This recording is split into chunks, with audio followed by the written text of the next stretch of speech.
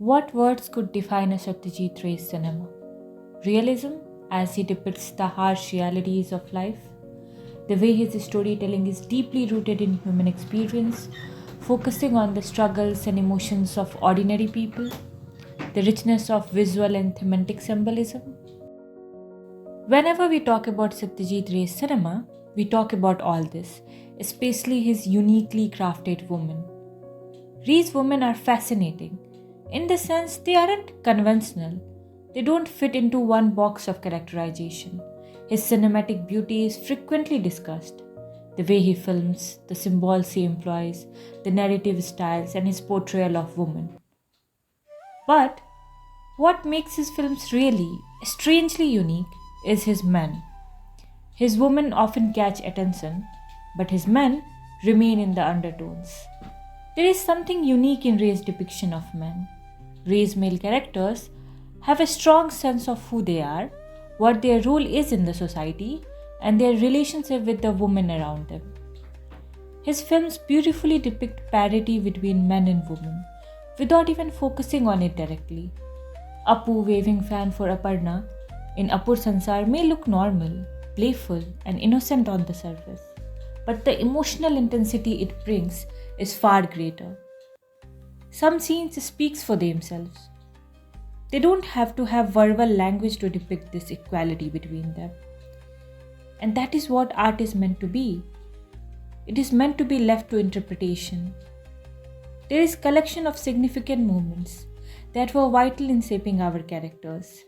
His men and women are inclusive. In a sense, they move together, side by side. He has women who move forward without leaving men behind. So it isn't about man versus woman thing. It is parity, dignity. That is what women in his films are asking. And Ray's men are equally supportive. They don't need to give them dignity because they believe that women in their lives have it. And they don't need to ask for it. That makes his men unique. They don't struggle to give them. And it makes us curious how this level of maturity is there in these male characters. Equality. It looks fascinating in theory, but in reality, it's a very complex thing because humans are complex beings. When men and women are equals, it gives women identity and takes away the identity of men. Intrigued? Here's how. Women, in order to be more than just homemaker, a cook, a caretaker, fight for their liberation, their independence. And in order to fight for this, we, women, forgot who we are fighting with. And that's when the identity of men comes into focus. To establish equality, we don't need to fight men. We need to understand them. Similarly, men need to understand who they are, what their role is in the society, and their resistance to equality doesn't come from arrogance. It comes from fear. Fear of loss of identity. In the previous video, we have seen how identity shapes a human being. Here too, it's about identity.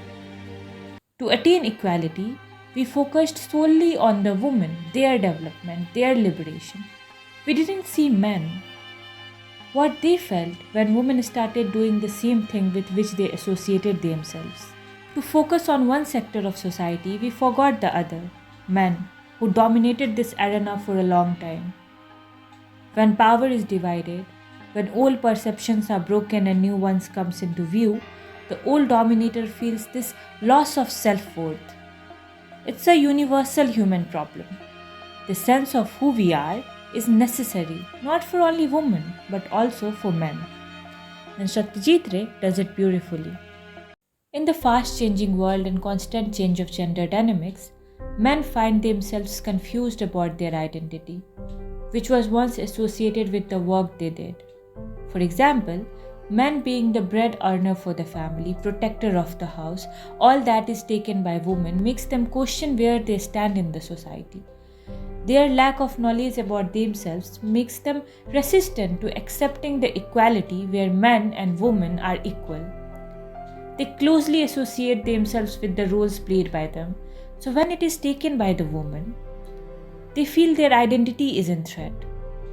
But raised men stand as someone who has a strong sense of who they are, what their role is in society, and it is shown in the way they behave around women in their lives. It's not verbally communicated, but you feel it. Equality isn't a big thing, he shows it. It's just a way of living, where no one is less than others.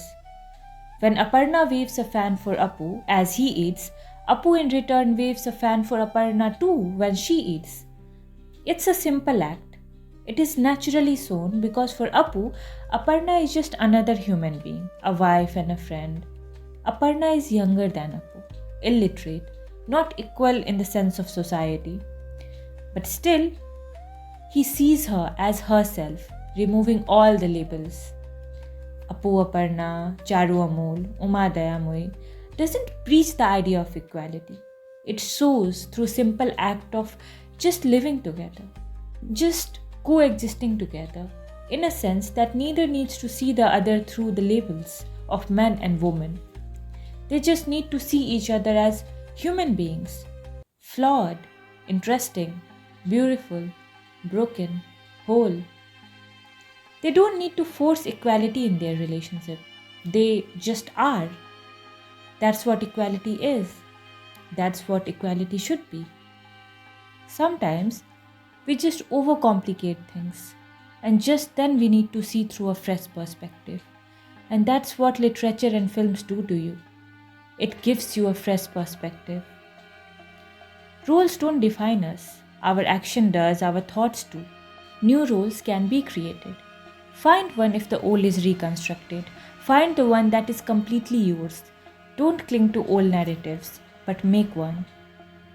It's high time for men to create a place for themselves, to ask what is uniquely them. Just like the women are doing. Both are on the same boat. Just they don't see each other on it. Self-discovery can end the tragedy of modern men. And as the Virginia Woolf says in A Room of One's Own, all this pitting of sex against sex, of quality against quality, all this claiming of superiority and imputing of inferiority belong to the private school stage of human existence, where there are sides, and it is necessary for one side to beat another side, and of the utmost importance to walk up to a platform and receive from the hands of headmaster himself a highly ornamental pot. As people mature, they cease to believe in sides or in headmaster or in highly ornamental pots.